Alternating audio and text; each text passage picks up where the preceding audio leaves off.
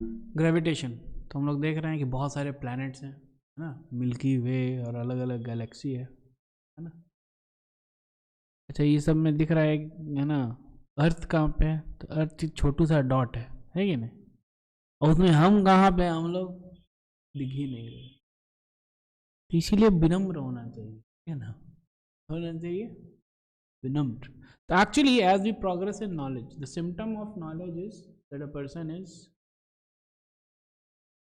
more you become knowledgeable, more you understand that there are so many things which I am not knowing. More you don't know, more you feel like अरे हमको तो सब कुछ आता है। तो therefore it is said that विद्या ददाति विनय। जिसके पास विद्या है उसके पास विनय होगा। तो चेक कैसे करें कि किसी के पास विद्या है कि नहीं? Just check whether is humble और एरोगेंट।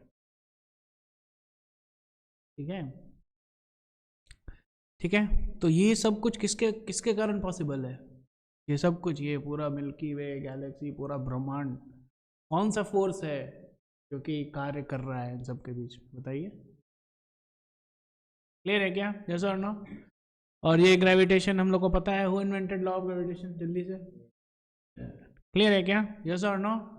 नहीं, इन्होंने डिस्कवर किया था, इन्वेंट नहीं किया।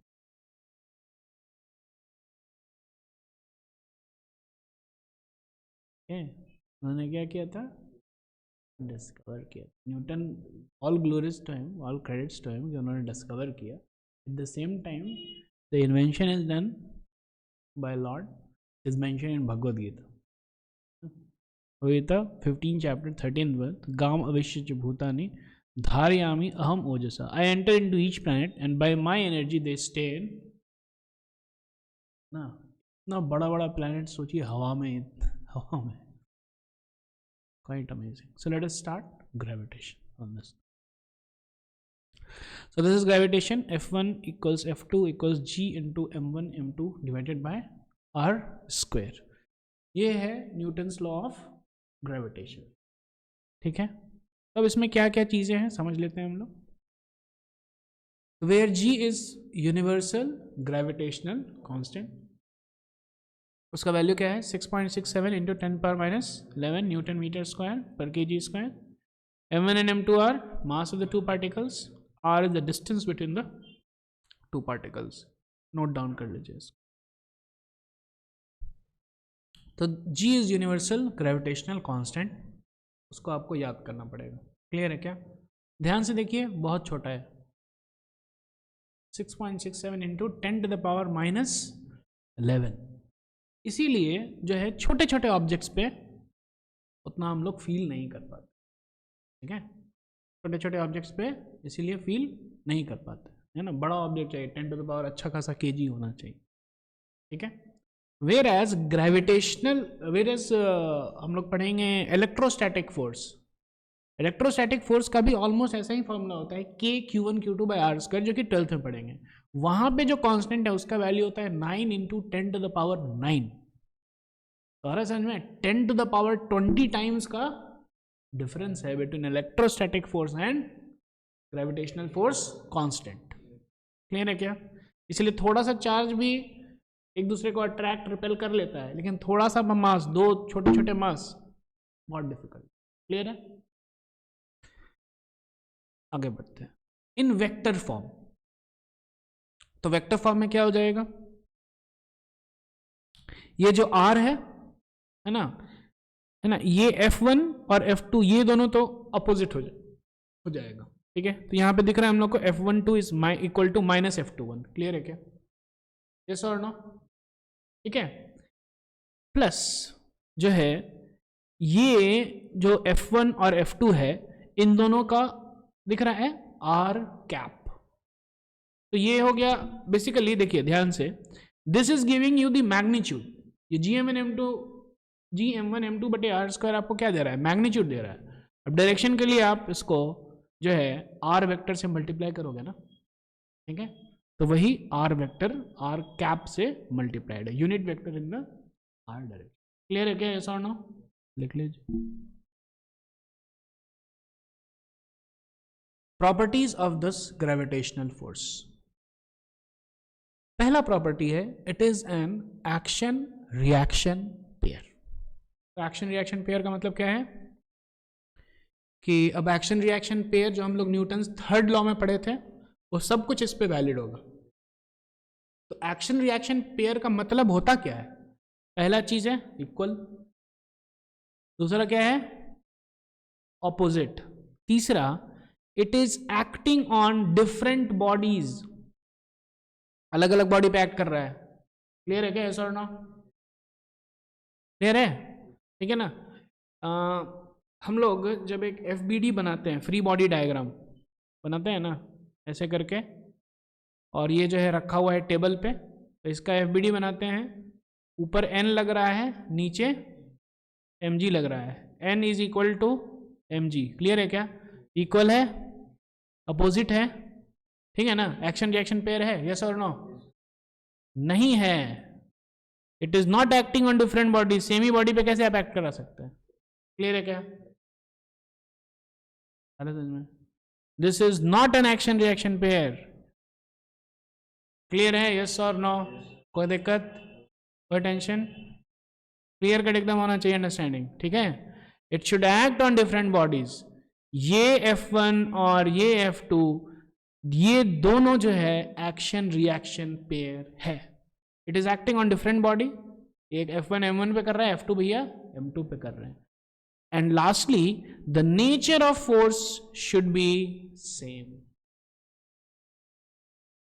नेचर ऑफ फोर्स के बारे में नेक्स्ट स्लाइड है, ठीक है।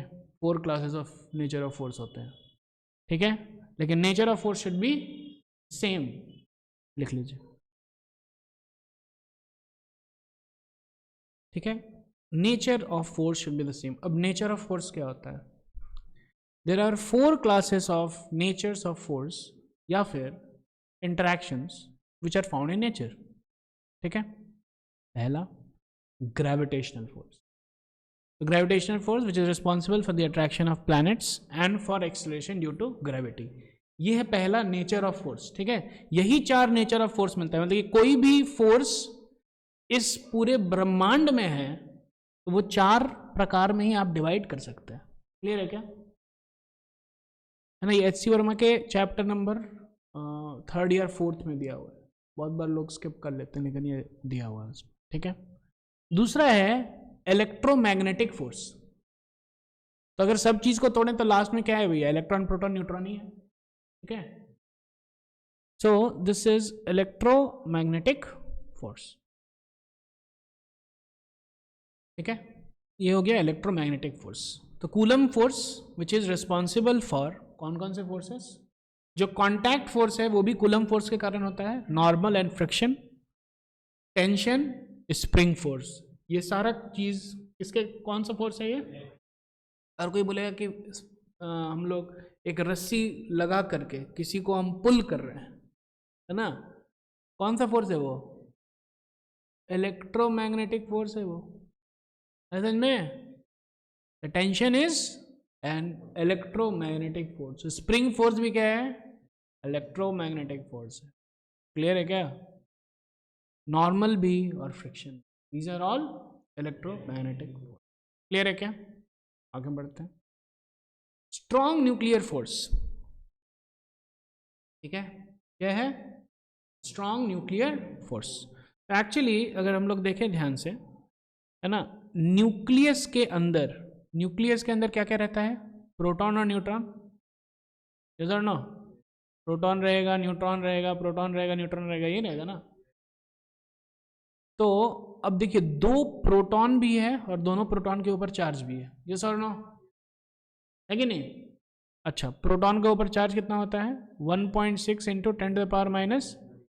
10⁻⁹ कूलम, यस और नो? क्लियर है क्या?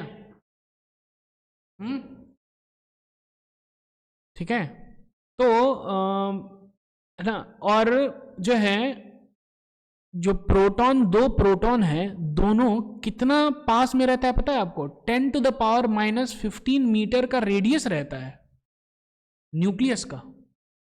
न्यूक्लियस इज वेरी स्मॉल और एकदम पास में है वो लोग, एकदम दोनों पास में है। बहुत ही ज्यादा ट्रेमेंडस फोर्स रहता है उन दोनों के बीच में, आया समझ में, क्योंकि बहुत पास में है ना, tremendous force is there in between them, और वो फोर्स को भी काउंटरएक्ट करता है हमारा strong nuclear force. So this is an attractive force between protons and neutrons that keeps the nucleus together. क्योंकि आप पास में ला रहे हो लाइक चार्जेस को तो रिपेल करेगा ना भाई, लेकिन nucleus is in fact very very very stable, बहुत स्टेबल होता है न्यूक्लियस. ठीक है, अगर न्यूक्लियस को हम लोग तोड़ते हैं, जो एनर्जी निकलता है उससे बॉम्ब बना सकते हैं आप, इतना ज़्यादा स्टेबल है न्यूक्लियस. ठीक है, सो वो हो गया strong nuclear force. And at the end the fourth type is a weak nuclear force. What is the weak nuclear force? The mechanism of interaction between subatomic particles that is responsible for the radioactive decay of the atoms. Radioactivity होता है किसके कारण? Weak nuclear force के कारण. Clear है क्या? तो nuclear force जो है, दो टाइप का न्यूक्लियर फोर्स होता है. एक स्ट्रॉन्ग, जो कि प्रोटॉन और प्रोटॉन को बांध के रखता है. Of course this is the force of attraction between protons and neutrons. ठीक है, और वीक के कारण जो है रेडियो एक्टिविटी. क्लियर है क्या, यस और नो? चारों को अच्छे से नोट डाउन कर लीजिए. तो अब आप लोग को समझ में आ रहा है, जब हम यहाँ पे बोल रहे थे कि एक्शन रिएक्शन पेयर में nature of force should be the same. ठीक है, इसमें भी ये देखिए नहीं बैठ रहा है, ये एन है और ये mg है. ध्यान से देखिए, ये क्या है? ग्रेविटेशनल है, ग्रेविटेशनल है ये. और ये एन क्या है? कौन सा फोर्स है ये? कौन सा? चारों में कौन सा आएगा? Electromagnetic force. क्लियर है क्या? नेचर ऑफ फोर्स सेम है? नहीं है. तो ऐसे भी एन और mg नहीं क्वालिफाई करता है एक्शन और रिएक्शन पेयर. क्लियर है क्या? जस्ट इक्वल एंड अपोजिट अगर हम लोग बोलें, दैट इज इनकम्प्लीट डेफिनेशन. ठीक है, वो क्लास 7th 8th वाला डेफिनेशन. क्लियर है क्या? आगे बढ़ जाए. Properties of gravitational force. Second, it is always attractive. ठीक है, like charges repel, unlike charges attract, like masses ऐसा कोई कॉन्सेप्ट ही नहीं. क्लियर है क्या? like mass और unlike mass का कोई कॉन्सेप्ट नहीं है. two masses they will be always attracting. in that sense अगर देखा जाए ध्यान से, तो ग्रेविटेशनल फोर्स का concept is a subset of electrostatic. उसका एक पार्ट खाली अट्रैक्शन वाला पार्ट ग्रेविटेशन, रिपेल वाला पार्ट तो इसमें पढ़ते नहीं. क्लियर है क्या? ठीक है, लिख लीजिए, इट्स ऑलवेज अट्रैक्टिव.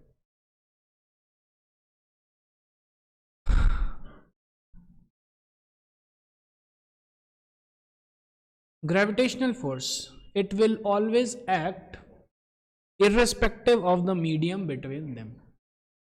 क्लियर है क्या? ठीक है, इलेक्ट्रोस्टैटिक फोर्स में थोड़ा सा हो जाता है गड़बड़ी. ठीक है, मीडियम अगर थोड़ा दूसरा हो गया तो अलग हो सकता है फोर्स, लेकिन ग्रेविटेशनल फोर्स को कुछ फर्क नहीं पड़ता है मीडियम. क्लियर है क्या? यस और नो? कोई दिक्कत, कोई टेंशन? अभी जैसे कि देखिए ध्यान से, Gm1m2/r² है. यस और नो? क्लियर है क्या? अब इसी को हम अगर वाटर में रख दे तो क्या हो जाएगा? फोर्स सेम रहेगा. क्लियर है क्या? मीडियम चेंज हुआ लेकिन force is going to be same. कोई दिक्कत, कोई टेंशन नहीं है? लिख लीजिए.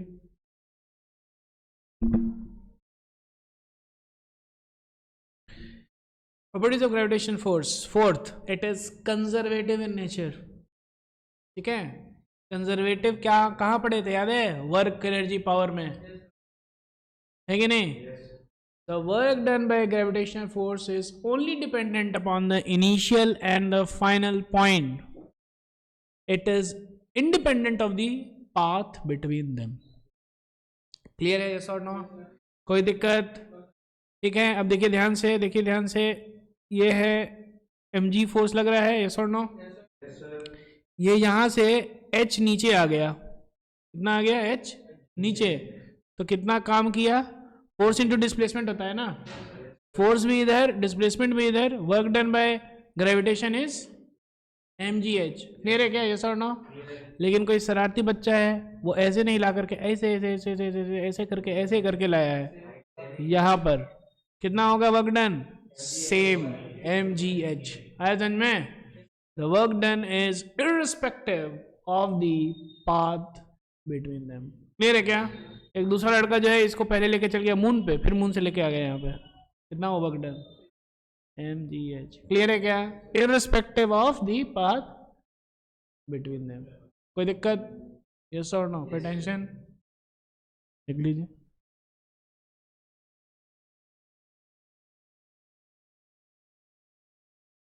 Next, it acts along the line joining both the masses, thus it is a central force। ठीक है, सेंट्रल फोर्स का डेफिनेशन होता है दोनों मास के, है ना, को जोड़ता हुआ एक लाइन बना दीजिए और वो फोर्स जो है it will act along the line joining. Clear है क्या? That is a central force. Clear है? यहां पे देखिए ध्यान से, ये m1 है और ये m2 है, इन दोनों को जोड़ता हुआ एक लाइन बना दी हम लोग। क्लियर है क्या? दिस फोर्स इज, देखिए, अलोंग द लाइन। यस और नो? ये भी अलोंग द लाइन। क्लियर है? लिख लीजिए। ठीक है, gravitational force between two bodies does not depend on the presence of other bodies. ठीक है, तो अगर तीसरा फोर्स भी, तीसरा अगर मास भी रख दिए तो भी ये वाला फोर्स जो कि सेकंड के कारण था वो कम या कुछ भी नहीं होगा। क्लियर है क्या? चेंज नहीं होगा। Gravitational force is negligible in case of light bodies but becomes appreciable in case of massive bodies like stars and planets due to the small value of g। Small value of बड़ा जी, capital G. Capital G का क्या value होता है? 6.67 into 10⁻11। ठीक है ना? इसीलिए जो है छोटे छोटे बॉडी के लिए समझ में ही नहीं आएगा। क्लियर है क्या? कोई दिक्कत, कोई टेंशन? लिख लीजिए। और लास्ट है, it is a long range force, that is gravitational force between two bodies is effective even if their separation is very large. Example, simple सा एग्जाम्पल दीजिए। Between earth and sun, milky way centre है ना। Clear है क्या? लाखों lakh kilometre दूर है भाई, लेकिन तब भी, है ना? लिख लीजिए, it's a long range force, effective even if their separation is very large।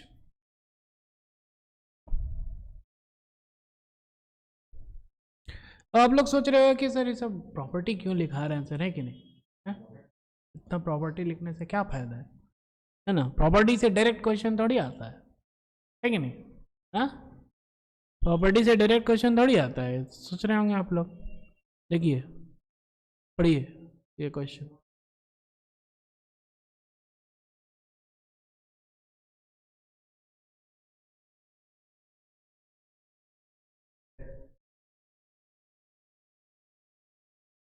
Two spheres of masses small m capital M are situated in air. Gravitation force between them is F. Space around the masses is now filled with a liquid of specific gravity 3। ठीक है, तो gravitational force will now be, किसी को थोड़ा सा ज़्यादा दिमाग लगाया तो F/3 कर देगा, और कोई और थोड़ा ज़्यादा दिमाग तो 3² भी हो सकता है, F/9। लेकिन इसका आंसर क्या है? F। क्यों? मीडियम पे डिपेंड करता ही नहीं। ये हम लोग कहाँ पे पढ़े थे? प्रॉपर्टी में पढ़े थे। क्लियर है क्या? यस और नो? है कि नहीं? अच्छा, वो कौन से, कहाँ पूछा गया था? ऐसा नहीं कि ऐसे पूछा गया था। नीट 2003, है ना? डायरेक्ट क्वेश्चन है। क्लियर है क्या? यस और नो? कोई दिक्कत? लिख लिए? लिख लीजिए। चलिए बनाइए example. Two particles of masses 1 kg and 4 kg placed at separation of 50 centimeter. Assuming that the only forces acting on the particles are the mutual gravitation, find the initial accelerations of the two particles। चलिए बताइए।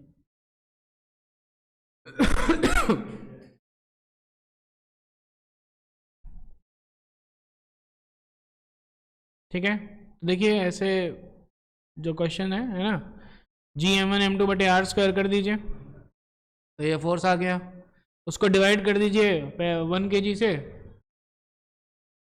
Acceleration हो गया, divide कर दिया 4 kg से, तो उस पर एक्सेलरेशन हो गया। क्लियर है क्या? Point to be noted here is force is same but acceleration is different. Thus we get attracted by 9.8 meter per second square, but earth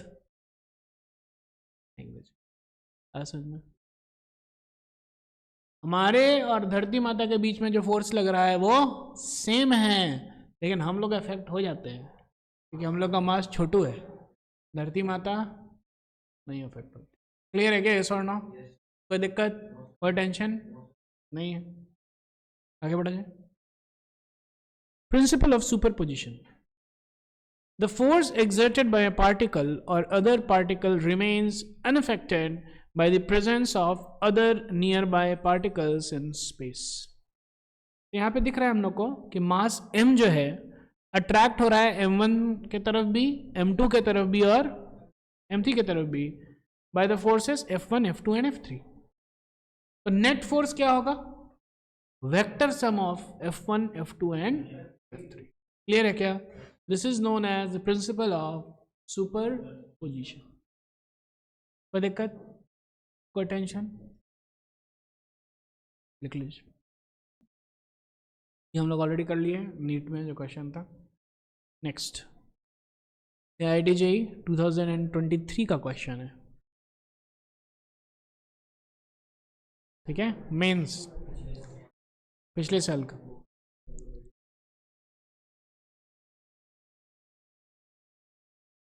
Two identical particles, each of mass m, go around a circle of radius r under the action of their mutual gravitational attraction.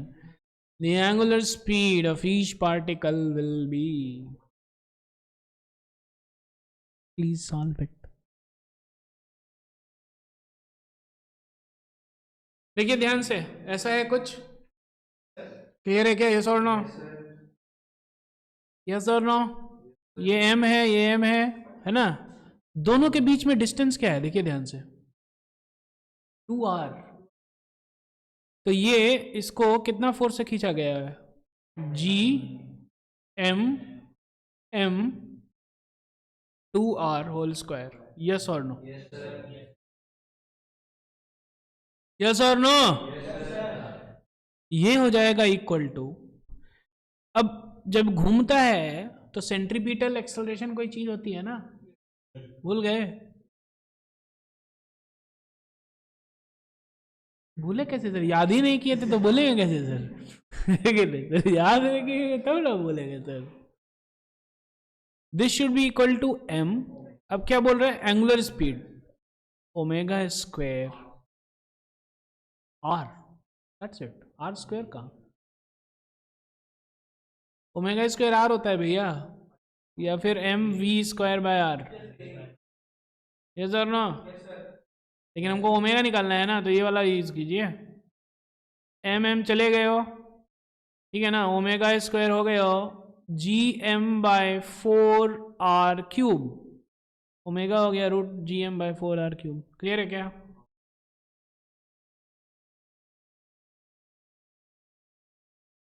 काम खत्म, पैसा आ जाओ। It's not difficult question, केवल concept लग रहा है इसमें। हुआ? यस और नो? कोई दिक्कत?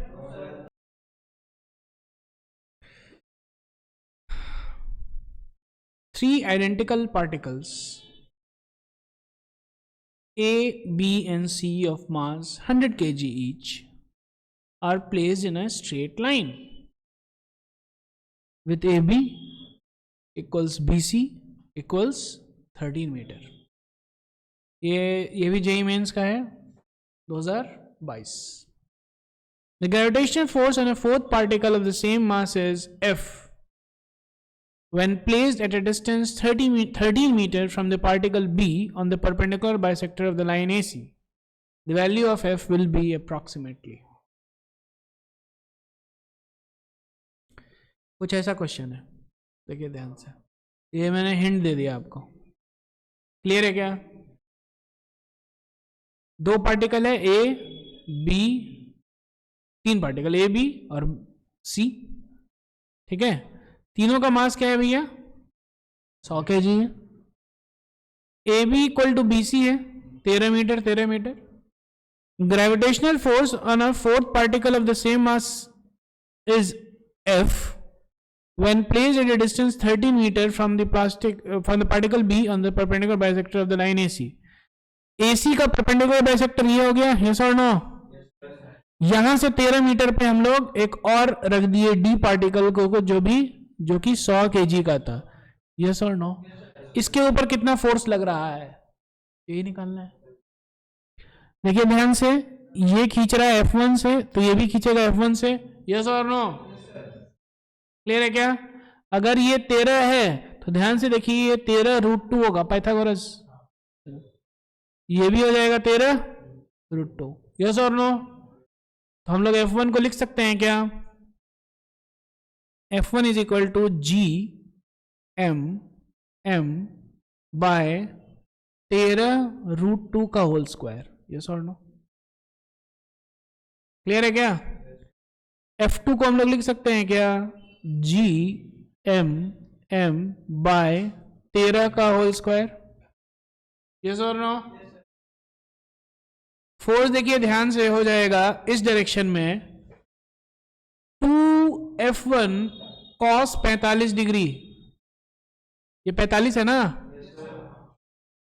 2F1, F1 इधर, F1 का इधर कंपोनेंट F1 cos 45, F2 का और ये भी इसका भी 2F1 cos 45 plus F2, yes or no? Yes or no? Which is equal to 2 into F1 GM square by 13 square into 2 into cos 45 which is 1/√2 plus GM square by 13 square. Clear है क्या? दो cut गया, हाँ, equal to G, अब G का value लिखो, नहीं G ऐसे ही रखो, G into M square 100 into 100 divided by 13 square 1/√2 plus 1। Clear है क्या? यस और नो? यस और नो? अब ये तो मैथ्स है, ये तो सिंपल एडिशन है, ये सब कर लीजिएगा तो एट द एंड आपके पास जो आंसर आएगा वो हो जाएगा 100G। क्लियर है क्या? तो डिफिकल्ट है क्या? नहीं, समझ में आ रहा है? यस और नो? आगे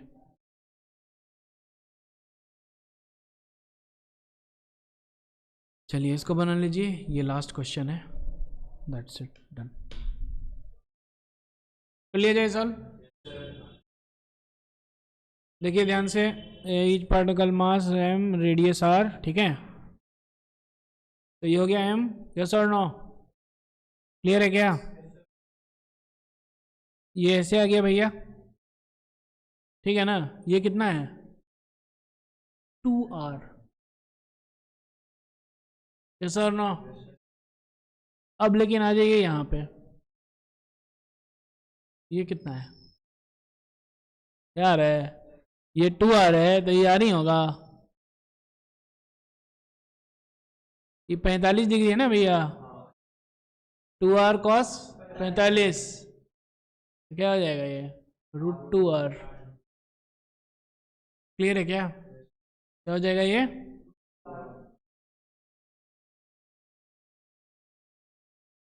ओ नहीं सॉरी, ये है 2r तो ये r ही हुआ ना, ये हो जाएगा r/√2।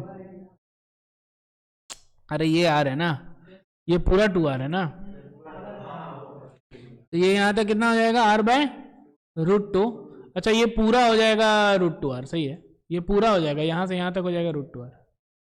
क्लियर है क्या? चलिए बहुत अच्छे, बहुत ही अच्छे, ठीक है। तो ये m इधर हो गया 2r, इधर हो गया 2r cos 45 which is √2r, इधर भी हो गया √2r, यस और नो? इस डायरेक्शन में हो जाएगा GM square divided by 2r square, इधर हो जाएगा GM square by 2r square इधर हो जाएगा G M square by 4r square. Clear है क्या? तो बेसिकली अब क्या हो जाएगा, G M square by 2r square into cos 45, इसका इधर कंपोनेंट, यस और नो, 1/√2 इंटू 2, क्योंकि इसका भी आएगा ना, plus G M square by 4r square should be equal to speed of each particle, है कि नहीं, mv स्क्वायर बाय r।